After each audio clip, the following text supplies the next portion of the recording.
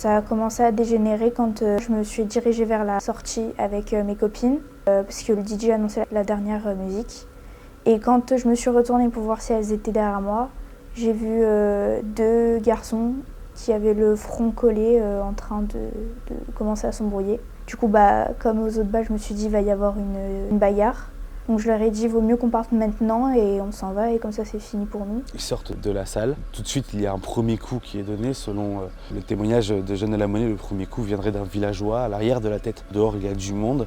Il y a toujours ces gens qui fument des cigarettes. Il y a toujours ces jeunes aussi qui boivent de l'alcool dans les bouteilles qu'ils avaient dissimulées. Très rapidement, il y a une confrontation qui se joue. Un peu plus d'une quinzaine, entre 15 et 20 personnes issues de la Monnaie et plusieurs dizaines de villageois qui se font face. Il y a des coups qui pleuvent et très vite il y a un agent de sécurité, Yuen, qui vient essayer de tenter de s'interposer. Il sera le premier à se prendre un coup de couteau qui viendra lui sectionner les ligaments de sa main. Il y a un vent de panique puisqu'on se rend compte que non, ce n'est pas une bagarre de balles, une sorte de gauloiserie, notamment avec des rugbymen qui aiment bien jouer un petit peu de la virilité, un petit peu des coudes parfois. Là, les règles sont différentes, il y a des couteaux en face, au moins un couteau. On entend crier « ça plante, ça plante, ça plante ».